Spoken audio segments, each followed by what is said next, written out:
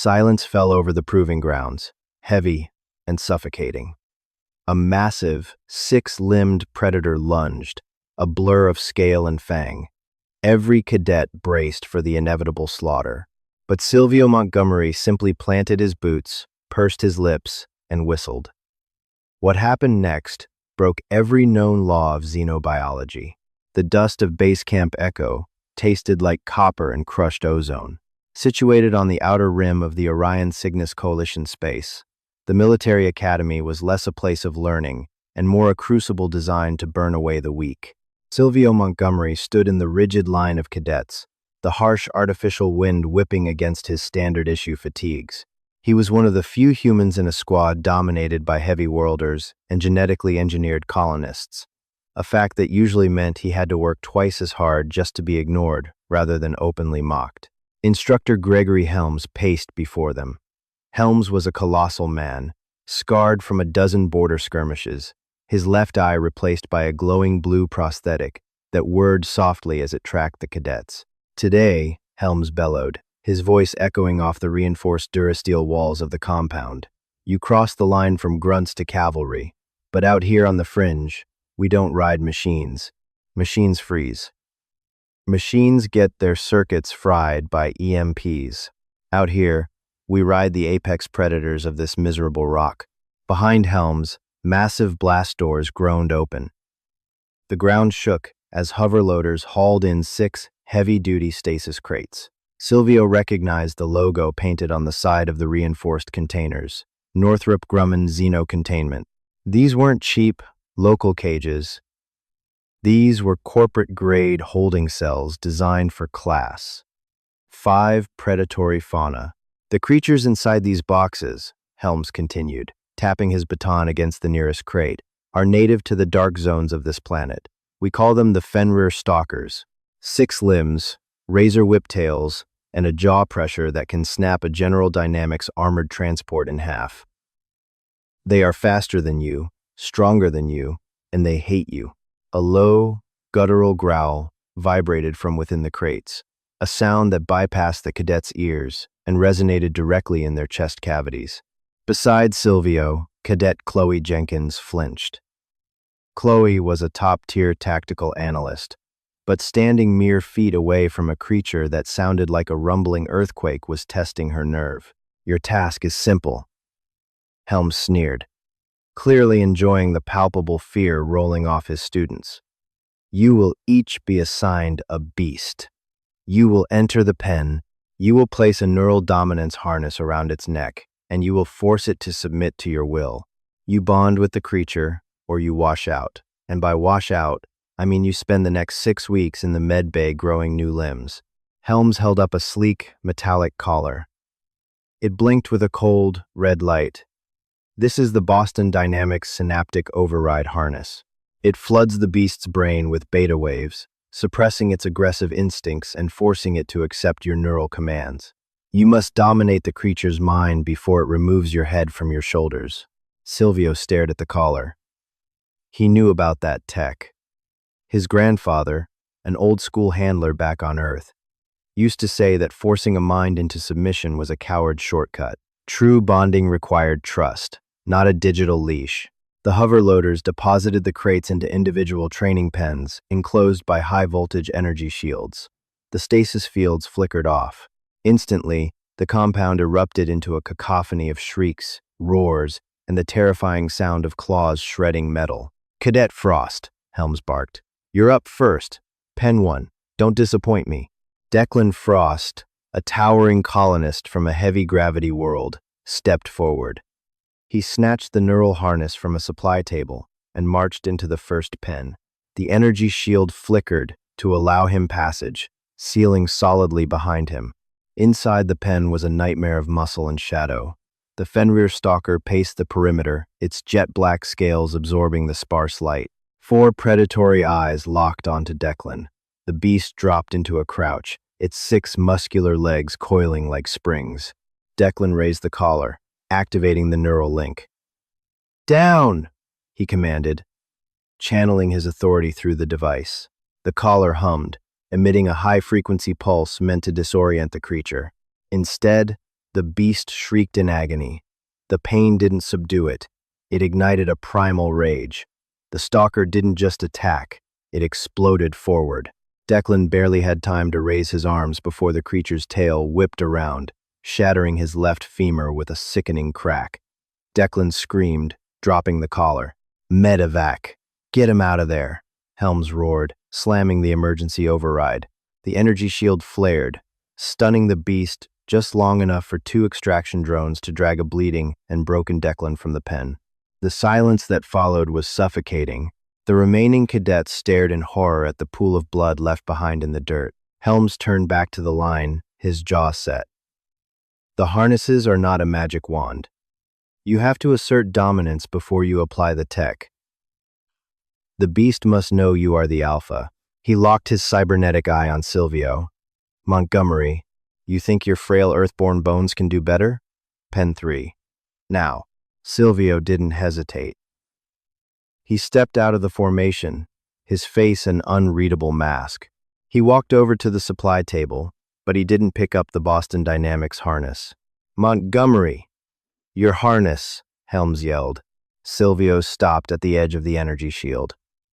Permission to speak freely? Instructor? You're about to be ripped apart, Cadet. Say whatever you want. The synaptic override is useless, Silvio said, his voice steady.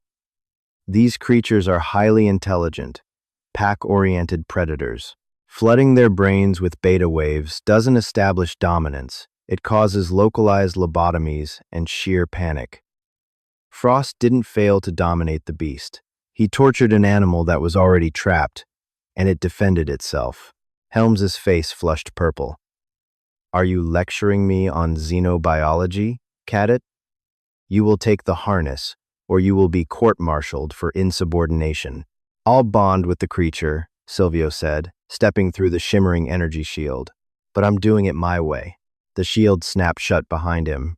Silvio was unarmed, completely devoid of defensive technology, standing in an enclosed arena, with Subject 109, the largest, most heavily scarred Fenrir stalker in the batch. The air inside the pen was hot, smelling of ozone and feral musk. Subject 109 was a terrifying specimen. It stood 8 feet at the shoulder, its armored plates a mottled charcoal gray, marred by old battle scars. It had already killed 3 handlers in the transit facilities on the orbital station. Its 4 eyes burned with a malevolent, calculating intelligence. Outside the pen, Chloe covered her mouth, unable to watch but unable to look away. Helms rested his hand on the emergency override, ready to stun the beast, though he knew realistically he wouldn't be fast enough to save the human's life. The stalker stopped pacing. It turned its massive head, locking its gaze onto Silvio. It didn't roar. It didn't posture. It just stared, evaluating the fragile, unarmored morsel that had willingly stepped into its territory. Silvio didn't make sudden movements. He remembered the lessons passed down through generations of humans, an ancient, instinctual knowledge forged over tens of thousands of years on a hostile planet. Humanity didn't conquer Earth by being the strongest or the fastest. They conquered it through endurance, and by turning their worst predators into their best friends. Don't look it in the eyes, Silvio told himself, dropping his gaze to the creature's chest. Don't show fear, but don't show aggression.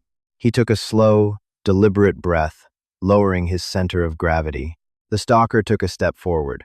The ground trembled. A low hiss escaped its jaws, exposing rows of serrated, translucent teeth. It was testing him, searching for the scent of adrenaline, the telltale spikes of cortisol that meant prey. Silvio relaxed his shoulders. He felt the fear. Of course he did, but he pushed it down, projecting a calm, steady aura. Outside, Helms gritted his teeth. He's freezing up. Get the drones ready. He's dead.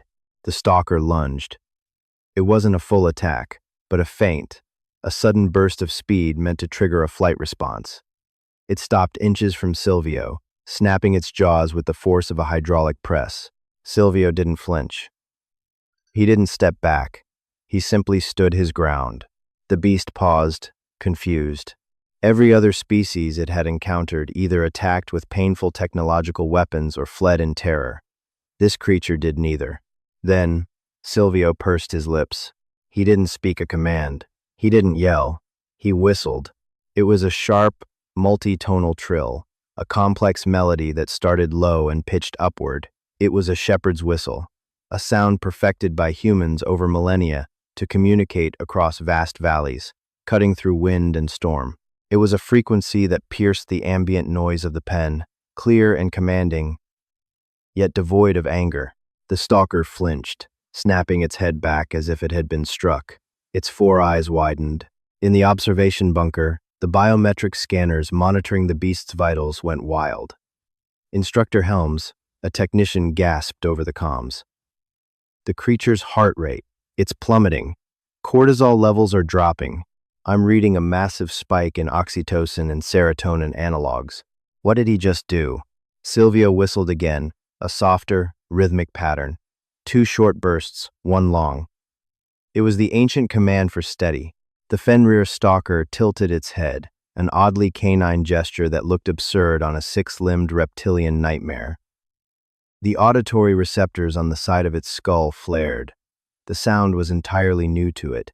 It wasn't the agonizing electronic hum of a neural collar or the harsh guttural shouts of alien handlers. It was melodic, structured, and profoundly safe. Silvio slowly extended his right hand, keeping his palm flat and facing upward. He took 1 step forward. The beast tensed, but Silvio emitted a low, soothing cluck from the back of his throat. Another ancestral sound of pacification. He kept his hand steady. "We are pack," Silvio projected into the silence, not with telepathy, but with his posture. "I am not prey. I am not a master. We are pack." The stalker took a tentative step forward, then another. Its massive snout, large enough to swallow Silvio's torso whole, drifted down toward his extended hand. It sniffed. A massive intake of air that ruffled Silvio's hair. Slowly, deliberately, the apex predator closed the distance and pressed its armored snout firmly into the palm of Silvio's hand. A collective gasp echoed from the cadets outside the pen. Helms stood paralyzed, his cybernetic eye whirring furiously as it failed to compute the data it was receiving. Silvio let out a breath he didn't realize he'd been holding. He gently ran his hand up the creature's snout, scratching the thick scales just behind its auditory receptors. The stalker leaned into the touch, a deep, rumbling purr vibrating in its chest that shook the ground beneath Silvio's boots. "Good boy," Silvio whispered, his voice cracking slightly with adrenaline. "You're just a big dog who's had a really bad day, aren't you?" The stalker chuffed, nudging Silvio hard enough to make him stumble slightly.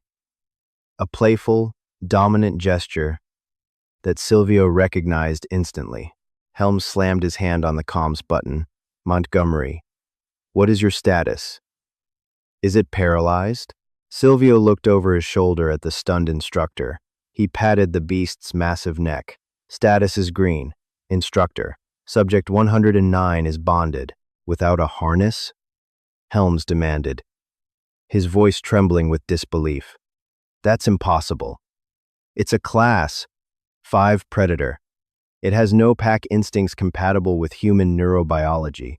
"With all due respect, sir," Silvio smiled, rubbing the stalker's jaw as the beast practically melted into his side. "Humanity didn't need microchips to tame the wolves of Earth. We just needed to speak their language. We've been bonding with monsters for 40,000 years. You guys just forgot how to make friends." Silvio turned back to the creature, whistling a short, sharp trill. Immediately, the massive stalker dropped its hindquarters, sitting obediently at Silvio's side, its 4 eyes locked onto the human, waiting for the next command. The phrase, "Humanity, fuck yeah," was whispered reverently by Cadet Oliver Tate from the back of the line. For the first time in the history of the Orion Cygnus Coalition, a human had just claimed the deadliest beast on the planet, not with technology, but with a simple tune. And Silvio knew, looking at the loyal monster beside him, that the real trials of the Academy were only just beginning. Base Command was a sterile, unforgiving structure of reinforced concrete and blast glass, sitting like a concrete tumor at the center of Camp Echo. Inside the interrogation room, the air was heavily filtered and smelled faintly of antiseptic.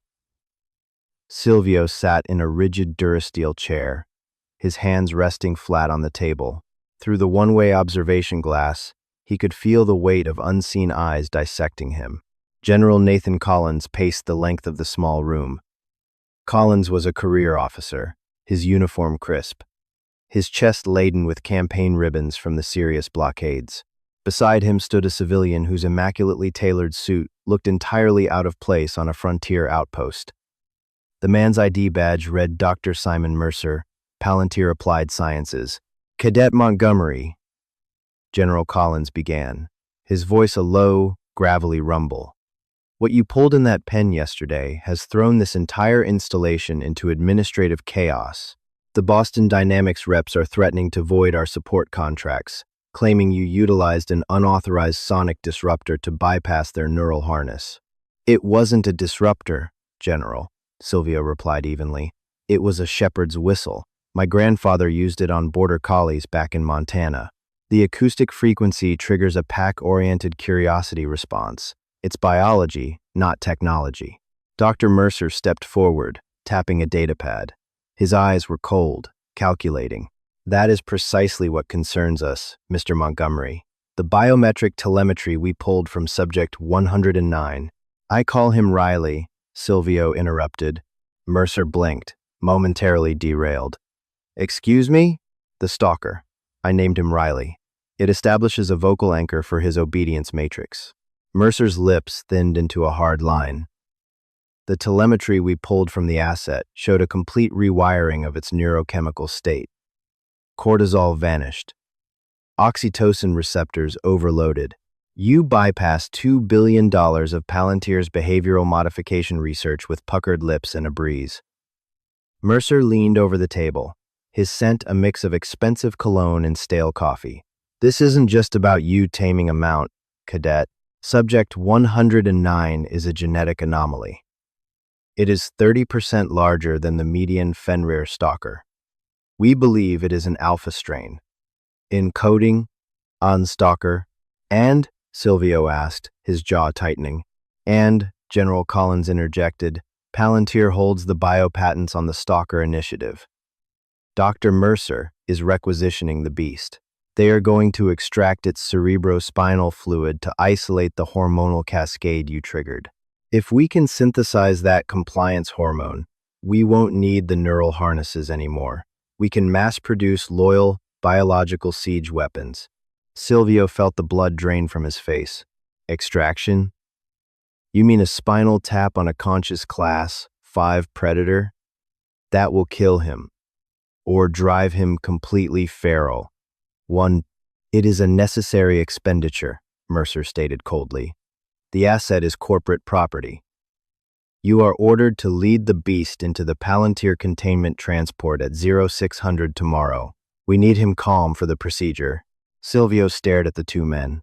He thought of Riley, currently resting in the reinforced paddock, a terrifying engine of destruction that had curled around Silvio's boots and chuffed like an overgrown hound. To betray that trust, a trust forged across the evolutionary divide, went against everything his ancestors had learned about surviving alongside nature. With respect, sir, Silvio said, pushing his chair back and standing up. I cannot comply with that order. General Collins's eyes narrowed. You are a cadet. Montgomery, you don't have the luxury of insubordination. You will comply, or you will face a court-martial for the destruction of military property. Check the coalition charter, General, Silvio countered, his voice steady despite the adrenaline spiking in his veins. Section 4, Article 12 of the Cavalry Division Handbook. Once a handler establishes an unassisted non-digital bond with native fauna, the asset is reclassified from equipment to sentient ally, bound entirely to the handler's operational chain of command. It's a loophole written during the Orion Wars for the avian riders of Kalen 9, but it's still on the books, Mercer scoffed. You're citing archaic legalese to protect a monster? I'm citing the law to protect my partner, Silvio shot back. Riley isn't a weapon anymore. He's my squad mate. You touch him, and you violate coalition military law. I'll take it to the Judge Advocate General myself. Collins and Mercer exchanged a dark, silent look.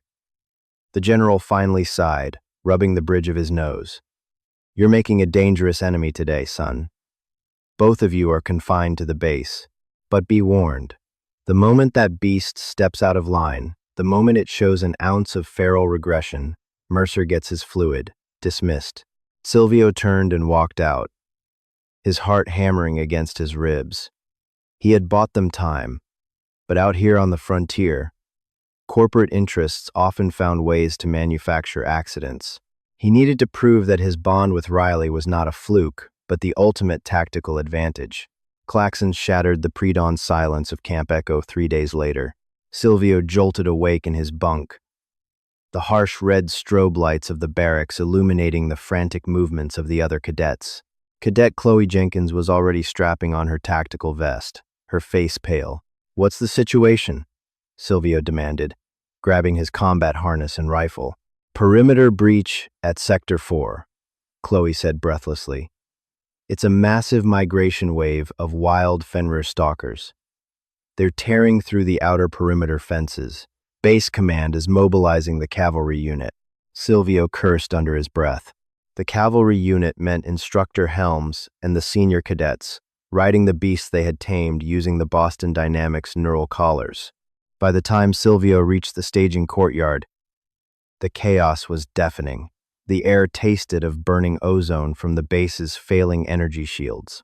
In the center of the yard, 10 cadets were mounted atop their armored Fenrir stalkers.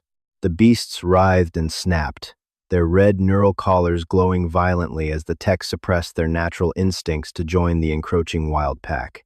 Instructor Helms sat astride a massive gray stalker, his cybernetic eye scanning the tactical feeds. "Listen up," he roared over the Klaxons. "We hold the canyon bottleneck. The wild pack doesn't get past the ridge. Move out." Silvio ran to the secondary paddocks. Riley was pacing furiously, his 6 legs tearing deep gouges into the dirt. As Silvio approached, the beast froze, its 4 eyes locking onto him. It let out a low, distressed rumble. "I know, buddy. I know," Silvio said, vaulting over the barricade. He didn't have a saddle or a neural collar. He just had a woven parkour halter he'd fashioned himself. He slipped it over Riley's massive snout. Steady. He whistled the low, rhythmic sequence they had practiced. 2 short bursts, 1 long. Riley's posture immediately shifted. The frantic energy dissipated, replaced by a hyper-focused, lethal calm. The beast lowered its shoulder, allowing Silvio to swing up and straddle the thick plating behind its neck. "Let's go show them how it's done," Silvio muttered, gripping the halter. They tore out of the gates, moving with a terrifying, fluid speed. Riley's 6 limbs propelled them across the rocky terrain, with 0 hesitation. They caught up to the main cavalry unit just as they reached the canyon bottleneck. The sight ahead was a nightmare. Hundreds of wild Fenrir stalkers poured over the ridgeline like a wave of black, scaled water. "Form a defensive line," Helms ordered into the comms. "Set the harnesses to maximum suppression. Do not let your mounts break formation." The cadets tapped their wrist consoles, sending agonizing spikes of beta waves into their beasts' brains.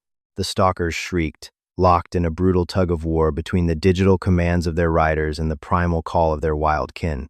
Then, the unthinkable happened. From the crest of the ridge, a massive, scarred stalker, clearly the pack leader of the wild swarm, let out a deafening, subsonic roar.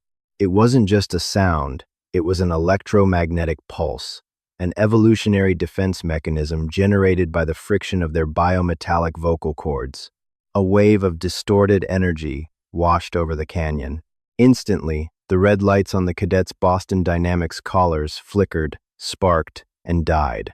Total system failure. Panic erupted. Without the constant flood of suppressing beta waves, the captive stalkers snapped back to reality. The sudden cessation of technological torture, combined with the presence of the wild pack, sent them into an immediate, violent frenzy. Cadet Oliver Tate was thrown violently as his mount bucked, its jaws snapping at his legs. Two other cadets were slammed against the canyon walls as their beasts turned on them, eyes blazing with newfound freedom and rage. "Fall back! The collars are dead!" Helms screamed, desperately trying to manually control his own thrashing mount. But the beast whipped its head around, its jaws clamping onto the barrel of Helms's rifle, crushing the weapon like dry pasta. The defensive line shattered. The wild pack surged forward, ready to slaughter the dismounted and defenseless humans. Silvio felt Riley tense beneath him. The wild alpha's EMP roar had hit them too, and the call of the pack was pulling at Riley's instincts. The massive beast let out a low, vibrating growl, taking a step toward the oncoming swarm. "Riley!" Silvio shouted. He didn't use tech. He didn't use force. Silvio leaned forward, pressing his chest against the cold, hard scales of the beast's neck. He took a deep breath and let out a piercing, complex whistle. It was a soaring, dominant trill, the sound of an alpha claiming its territory. It was a sound that said, "We stand our ground." Riley froze. The beast's auditory receptors flared wide. He looked at the wild pack, then turned his massive head to look at Silvio clinging to his back. The human was fragile, unarmored, and entirely dependent on him. The ancient pact, older than the stars, ignited.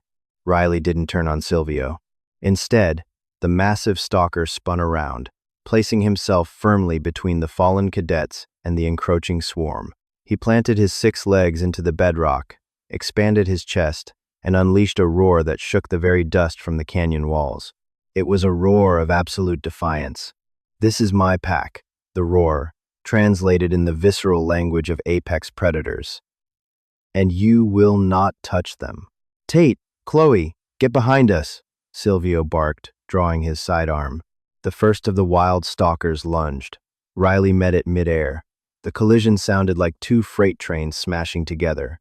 Riley was larger, smarter, and fighting with the coordinated backing of a human tactician. Silvio fired precise, suppressing shots over Riley's shoulders, blinding the attackers while Riley's razor whip tail cleared the flanks. They fought not as master and slave, but as a single, devastating organism. Riley moved with an unnatural grace, instinctively trusting Silvio to watch his blind spots. When a wild beast tried to flank them, Silvio's whistle redirected Riley's attention in a fraction of a second, a reaction time that electronic telemetry could never match. Instructor Helms, bleeding from a gash on his forehead, dragged Tate to safety behind a rocky outcropping. He watched in absolute awe. The highly advanced, digitally enforced cavalry had collapsed in 30 seconds. Yet there was Silvio Montgomery, a fragile, earthborn human, holding the line against impossible odds with nothing but a length of paracord and a whistle. As Riley crushed the windpipe of a third attacker, the wild alpha on the ridge paused. It analyzed the carnage. It saw the unbreakable synchronization between the human and the monster. Recognizing a losing battle, the wild alpha let out a short, sharp bark of retreat. Like water draining from a basin, the wild swarm turned and vanished back over the ridge, leaving the canyon in battered, bloody silence. Riley stood panting, his armor scored with fresh scratches. Silvio slowly slid off the beast's back, his legs shaking violently from the adrenaline. He collapsed to his knees in the dirt. Riley turned, his massive snout dropping down. He nudged Silvio's shoulder gently, letting out a soft, concerned chuff. Silvio reached up, wrapping his arms around the beast's thick neck, burying his face in the coarse scales. "Good boy," he whispered, his voice cracking. "Good boy, Riley." General Collins's transport hovered into the canyon a few minutes later, followed closely by Dr. Mercer and a heavily armed Constellus extraction team. They had come expecting a massacre. Instead, they found Silvio Montgomery sitting in the dirt, surrounded by the battered survivors of his squad. Standing over them, standing guard with absolute, terrifying loyalty, was Subject 109. Mercer stepped out of the transport, staring at the destroyed neural collars littering the ground. He looked at Silvio, then at the beast that was currently allowing the human to clean a superficial wound on its foreleg. "The tech failed," Helms said, limping forward to meet the general. The gruff instructor looked at Silvio, a new profound respect in his remaining organic eye. The EMP dropped the collars. If it wasn't for Montgomery and his partner, we'd all be dead. General Collins looked at Mercer, whose face had gone completely pale. The corporate mandate had just been shattered by undeniable field results. Dr. Mercer, General Collins said smoothly, turning his back on the Palantir representative. I believe your requisition order for Cadet Montgomery's squad mate has just been permanently revoked. We don't dissect our best soldiers. The Judge Advocate General's courtroom on Orbital Station Aegis was a masterpiece of intimidating architecture. Vaulted ceilings of polished obsidian loomed over the expansive floor, designed to make anyone standing in the center feel profoundly insignificant. Silvio Montgomery stood at the defense podium, his dress uniform immaculate, his posture rigidly perfect. Across the aisle sat Dr. Simon Mercer, exuding a smug confidence. Beside Mercer was a towering, high-definition holographic projection of Alex Karp, the real-life reclusive CEO of Palantir Technologies. Karp's presence alone signified the monumental stakes of this hearing. Palantir's stock had already taken a hit following rumors of the Camp Echo incident, and the billionaire was not about to let a 22-year-old cadet dismantle a multi-billion-dollar defense contract. Presiding over the tribunal was High Arbiter Daniel Peterson, a stern, no-nonsense veteran of the Coalition Navy. He peered down at the datapad in his hands, the glowing screen reflecting off his reading glasses. Cadet Montgomery, Arbiter Peterson began, his voice echoing through the cavernous room. You are charged with the willful destruction of military-grade technology, specifically 14 Boston Dynamics neural collars, and the unauthorized appropriation of a Class 5 biological asset. How do you plead? Not guilty, Your Honor, Silvio replied, his voice echoing clearly across the chamber. Alex Karp's hologram leaned forward, his digital hands clasping. Arbiter, this is a waste of the Coalition's time. We have telemetry logs proving that the cadet purposefully bypassed our proprietary suppression grid. He initiated an unquantifiable, rogue psychological trigger to command the beast. Subject 109 is a highly unstable genetic anomaly. It must be remanded to Palantir's biological division for immediate vivisection and study. If we do not isolate the anomaly, we risk the safety of every cavalry unit in the sector. An anomaly? General Nathan Collins stepped forward from the gallery, joining Silvio at the podium. Collins looked directly at the hologram of the billionaire. I was there, Mr. Karp. I saw your flawless technology fail the moment a wild alpha emitted a natural biological EMP. Your collars didn't just break, they turned our mounts into feral killing machines. If it wasn't for Cadet Montgomery and Subject 109, my entire senior class would be dead. Mercer stood up, straightening his tie. General Collins, the EMP was an unprecedented, freak occurrence. The failure of the hardware does not excuse Montgomery's reckless behavior. He is treating a weapon of war like a domestic pet. You cannot whistle a biological tank into permanent submission. Eventually, the beast's predatory instincts will override this temporary hypnosis. When it does, blood will be on Montgomery's hands. It isn't hypnosis, Silvio interjected sharply. It's a symbiotic partnership. Silvio tapped his podium console, bringing up a massive holographic display in the center of the courtroom. It showed the side-by-side biometric scans of Subject 109 Riley and a standard cavalry stalker. I asked Cadet Chloe Jenkins, our top tactical and biological analyst, to run a deep-dive diagnostic on the telemetry Palantir so graciously provided, Silvio explained, looking up at the Arbiter. Doctor, Mercer claims Riley is a genetic anomaly, 30% larger and vastly more intelligent than the baseline, but that's a lie. Karp's holographic eyes narrowed. Watch your tone, Cadet. The Boston Dynamics collars, Silvio continued, ignoring the CEO, don't just suppress aggression. They flood the stalker's brain with beta waves that fundamentally stunt their neurological development. The collars suppress growth hormone production by nearly 40% to keep the beasts manageable. The stalkers Palantir has been selling the Coalition aren't the baseline. They are chemically and neurologically starved runts. A murmur rippled through the gallery of attending military brass. Arbiter Peterson sat up straighter, his brow furrowed. Explain, Cadet. Riley. Subject 109 isn't a freak mutation, Your Honor, Silvio said, his voice ringing with absolute conviction. He is what a healthy, unsuppressed Fenrir stalker looks like.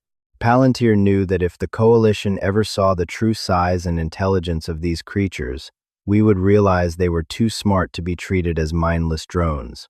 You sold the military a crippled product to ensure we remained dependent on your multi-million-dollar digital leashes. Mercer's face flushed crimson. This is slander. Arbiter, this cadet is fabricating data to save a feral monster.